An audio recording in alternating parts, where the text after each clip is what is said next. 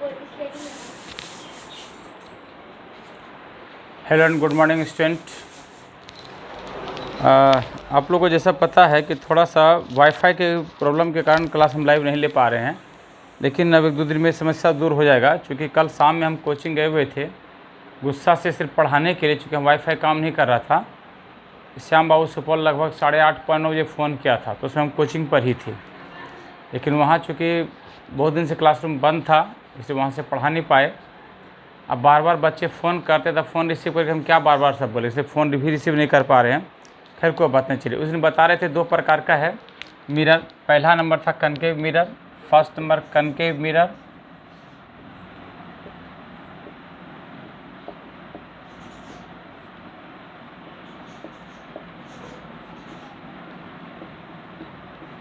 अवतल दर्पण, ठीक है, कनकेव मिरर। इसमें क्या होता है कि इसका अगर हिंदी में इंग्लिश डिफरेंशियल लिखना चाहेंगे तो in concave mirror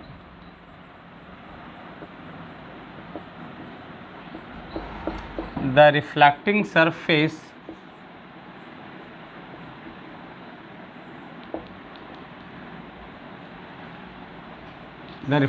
surface is towards the center of spherical surface।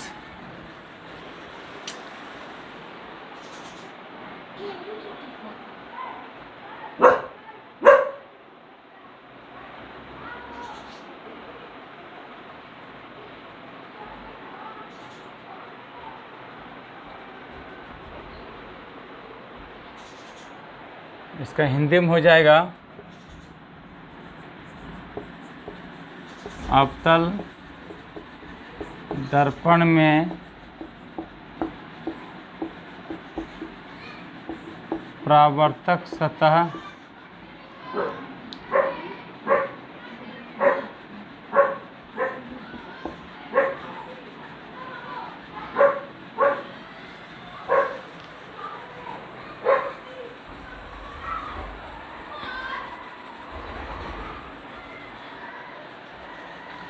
Surface का मतलब यहाँ पर हो गया मिरर से, ठीक ना, मिरर। वो अवतल दर्पण परावर्तक सतह, गोलीय दर्पण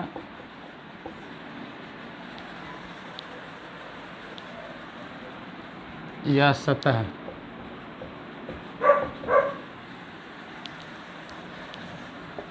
के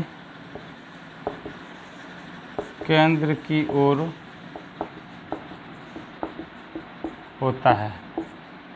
इसको दूसरे प्रकार से परिभाषित कर सकते हैं कि वह दर्पण जिसका कि अंदर का सतह परावर्तक होता है, बाहर का सतह पॉलिश क्या रहता है, वो क्या कहलाता है, अवतल दर्पण। अभी ध्यान से इसका डायग्राम देख लीजिएगा, एक मिनट समझ लीजिएगा।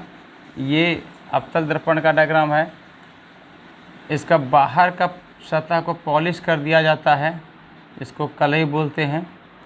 ये प्रिंसिपल एक्सिस है। ये परावर्तक सतह का, ये इंसिडेंट रे है। ये सतह से टकराने के बाद इस प्रकार से ये इसका अंदर का भाग क्या हो गया, परावर्तक हो गया। ये क्या कल है आपका, अवतल दर्पण, ठीक है। इसको फटाफट कीजिएगा तो इसका सेंटर ऑफ कर्वेचर इधर हो जाएगा, केंद्र सी, सेंटर ऑफ कर्वेचर। ये इंसिडेंट रे है,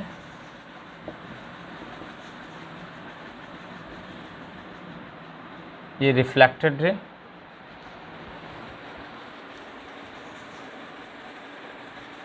इसको देखिए ऐसे परिभाषित कर सकते हैं, वह दर्पण जिसके अंदर का सतह परावर्तक होता है और बाहर का सतह पॉलिश क्या रहता है, वो क्या कहलाता है, अवतल दर्पण कहलाता है।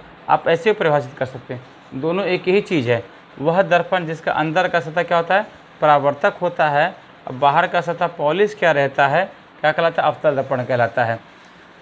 That mirror whose inner part is reflecting surface and outer part is polished, then this type of mirror is known as concave mirror। आप दोनों कर सकते हैं। देखिए अभी बोल दिए, ये वीडियो रहेगा, आप बाद में भी उसको सुन के लिख सकते हैं। अब दूसरा नंबर देखिएगा, कन्वेक्स मिरर।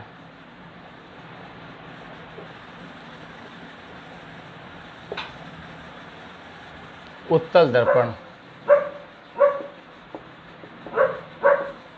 उत्तल दर्पण क्या हो जाएगा? In convex mirror the reflecting surface is away from the centre, है ना, क्या होता है? ये दूर होता है। Reflecting surface is away from the centre, is away from the centre of spherical surface. ठीक है, ये क्या कहलाता है? अब इसका हिंदी में क्या हो जाएगा? उत्तल दर्पण में परावर्तक सतह गोलीय दर्पण या गोलीय सतह के केंद्र से दूर होता है।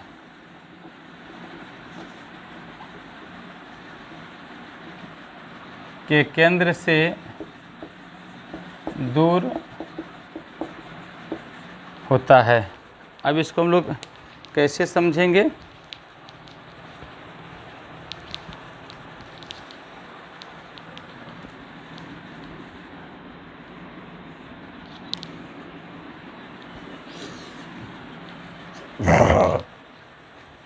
इसको कैसे समझेंगे, ध्यान दीजिएगा। ये हो गया, ये प्रिंसिपल एक्सिस हो गया। इसका अंदर का सतह क्या हो जाएगा? पॉलिश, या इसको ऐसे बना दीजिए, इधर से बना दीजिए।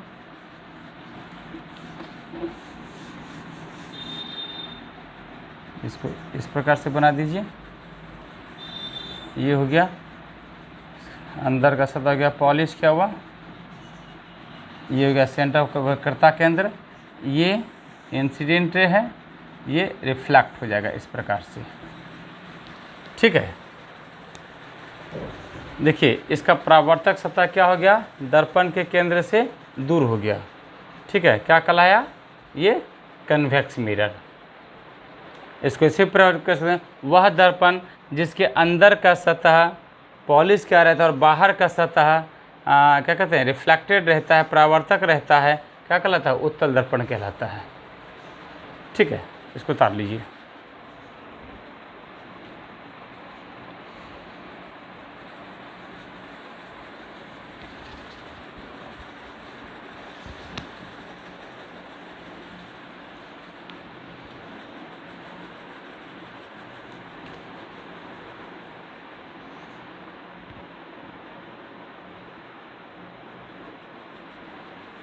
अब देखिएगा इसका इम्पोर्टेंट पॉइंट्स, कुछ पॉइंट देखिएगा।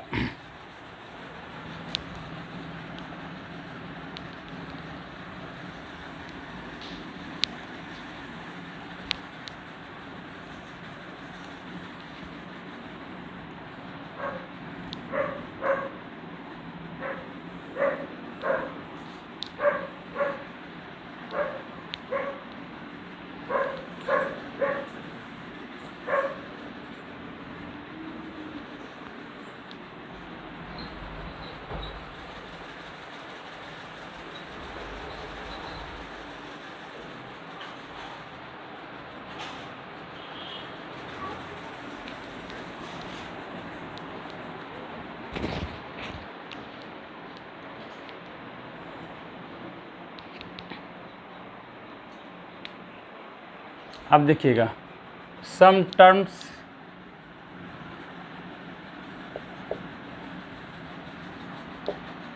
इन मिरर। मिरर में कुछ महत्वपूर्ण पद देखिएगा, ध्यान से, खाली फिगर समझना है। यह मान लीजिएगा मिरर है, अभी ये कोई मिरर नहीं है। अब इसको क्या करेंगे?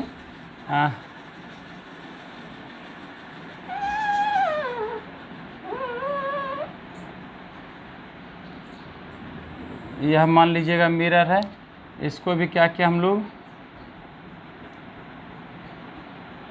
एक तरह से पॉलिश कर दिए। अब यहाँ ध्यान दीजिए, ये इंसिडेंट रे हो गया, ए और बी इंसिडेंट हो गया, यह एम हो गया, यह एन हो गया। अब ये जैसे रिफ्लेक्ट करेगा इसका प्रॉपर्टी होता है कि हमेशा फोकस होते हुए क्रॉस करेगी। यह सेंटर ऑफ कर्वेचर सी हो गया, और यहाँ से क्या होता है, यह नॉर्मल होता है, अभिलंब होता है, ठीक है ना, अभिलंब होता है। अब देखिएगा इसमें कुछ ये एक्स और वाई मान लीजिए, इसको एक्स इसको वाई मान लीजिए।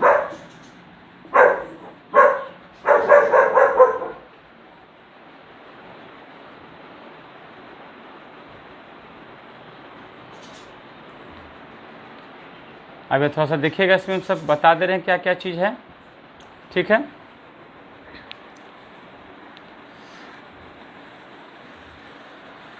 सबका डिफिनेशन भी बता देंगे। सी को कहा जाता है centre of curvature,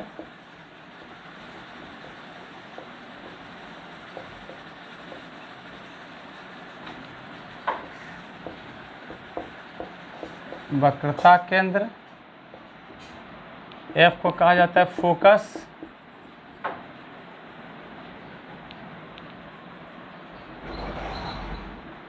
x Y हो गया आपका,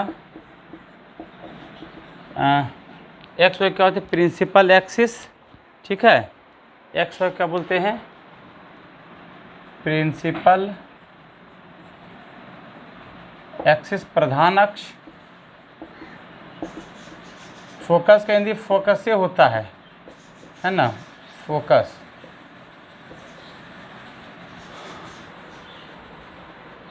एम एन को बोलते हैं क्या, अपर्चर,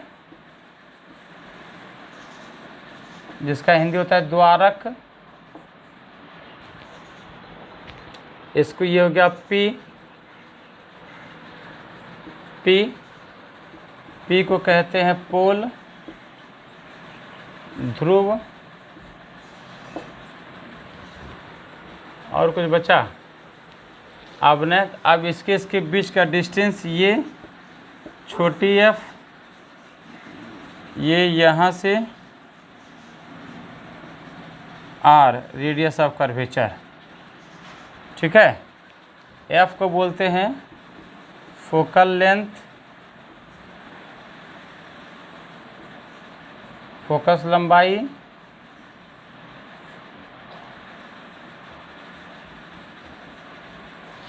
एफ हो गया। आर को बोलते हैं रेडियस ऑफ कर्वेचर,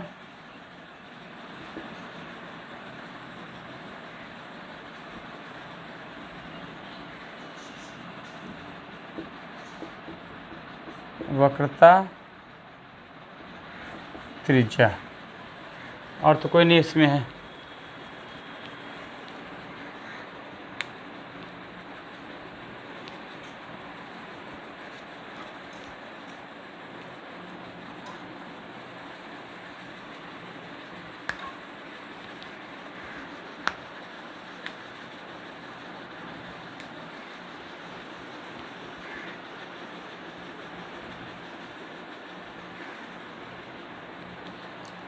अब सबका डिफिनेशन सुनिएगा ध्यान से।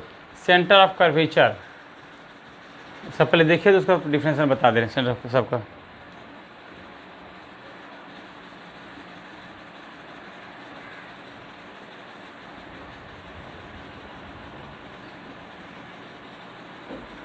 देखिए सेंटर ऑफ कर्वेचर क्या होता है, गोलीय दर्पण के खोखले गोले के भाग के केंद्र को सेंटर ऑफ कर्वेचर, या वह खोखला गोला जिसका केंद्र जिसका केंद्र सी है, सेंटर ऑफ कर्वेचर कहलाता है।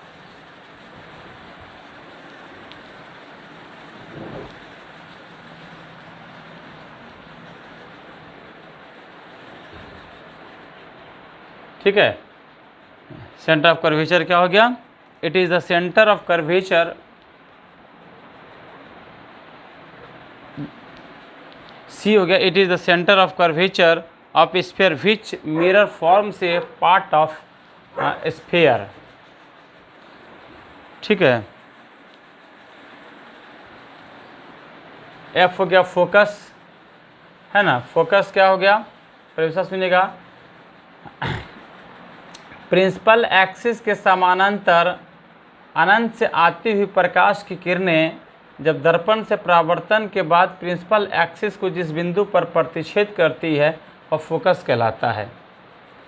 ठीक है, इसका इंग्लिश में डिफिनेशन हो जाएगा, when incident ray comes parallel to the principal axis after reflection it will intersect the principal axis and this intersection point is known as focus।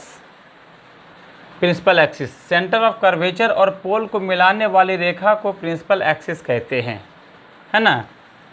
The line who joined the center of curvature and principal and pole is known as principal axis।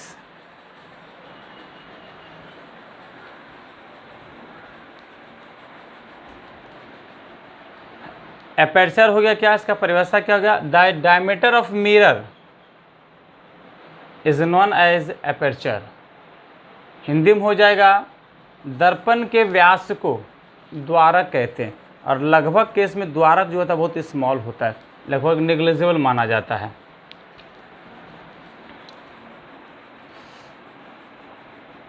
ठीक है, pole the middle point of mirror is known as pole. दर्पण के मध्य बिंदु को pole कहते हैं।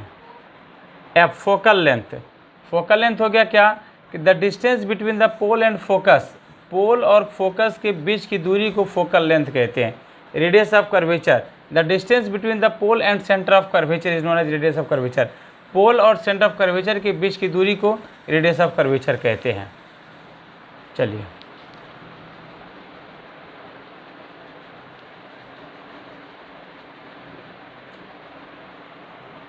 देखिए, 1 2 3 दिन वीडियो अपलोड कर रहे हैं, फिर उसके बाद लाइव क्लास। फिर लाइव क्लास के लिए हम कल भी परेशान हुए थे, जैसा कि श्याम सुपौल जो श्याम है वो फ़ोन किया था, हम उसको बताए थे कि हम अभी कोचिंग पे ही हैं, तो 1 2 दिन के बाद लाइव क्लास देंगे। ऑप्टिकल फाइबर का दिमाग लगा रहे हैं, ये चूँकि ये क्या कहते हैं वाईफाई जो वायरलेस वाला है।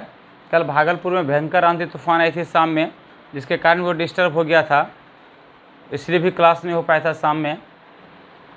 ठीक है, तो अभी वीडियो अपलोड कर रहे हैं।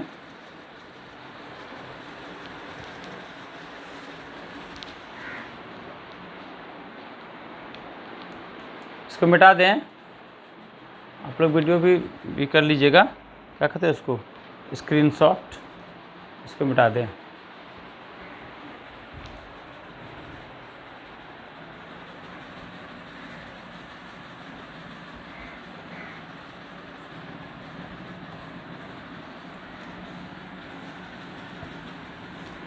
देखिए, अगर किसी को डिफिनेशन में प्रॉब्लम हो जाए तो मैं बार बार बता रहा हूँ कि बच्चे लोग सवाल करते हैं जब तक आपको समय नहीं मिल पाता है जवाब देने का। हमेशा जब आप 3 से 4 फ़ोन कीजिएगा, व्हाट्सएप कीजिएगा, ज़रूर हम सवाल का जवाब देंगे। और जिस समय फ़ोन कीजिएगा तो फिर मुश्किल है, मैं पहले बता चुका हूँ। सिर्फ 1 2 दिन की समस्या है, उसके बाद फिर उसका हम निराकरण कर ले रहे हैं।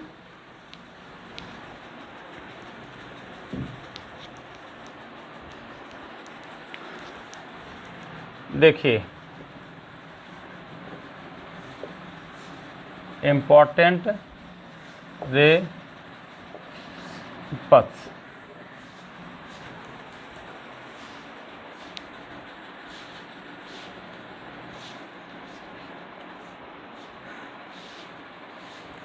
इम्पॉर्टेंट रे पथ का मतलब हो गया कि प्रकाश की किरण जो जाएगी किस प्रकार से जाएगी। समानांतर होगा प्रिंसिपल एक्सिस के तो क्या स्थिति होगा, या और भी 2 3 कंडीशन है तो क्या स्थिति होगा। अभी मैं ध्यान दीजिएगा, तीनों कंडीशन हम बता रहे हैं। सबसे पहला किसमें बता रहे हैं, कनकेव मिरर का 3 कंडीशन है। कनकेव मिरर का 3 कंडीशन देखिए बता रहे हैं।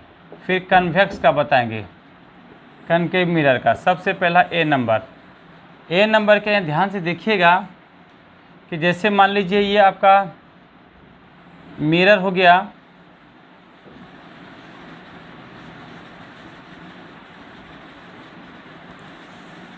अगर ये प्रिंसिपल एक्सिस के पैरेलल है तो आफ्टर रिफ्लेक्शन, परावर्तन के बाद यह हमेशा कहाँ से क्रॉस करेगी, फोकस से क्रॉस करेगी। अगर यह इंसिडेंट रे प्रिंसिपल एक्सिस के पैरेलल है तो रिफ्लेक्शन के बाद, परावर्तन के बाद हमेशा कहाँ से क्रॉस करेगी, फोकस होते हुए क्रॉस करेगी। 1 नंबर हो गया। दूसरा नंबर, यह मिरर है,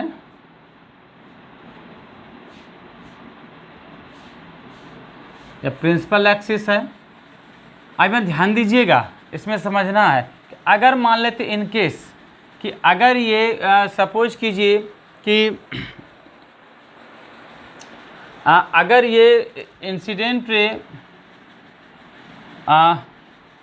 यह मान लीजिए फोकस है, ये फोकस होते हुए क्रॉस कर रही है,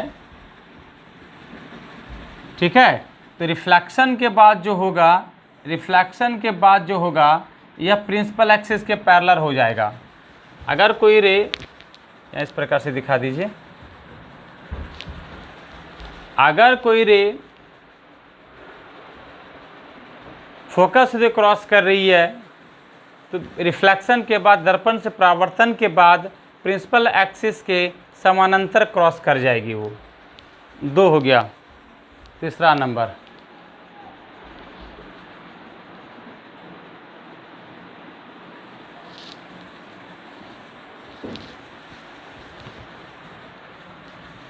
तीसरा नंबर,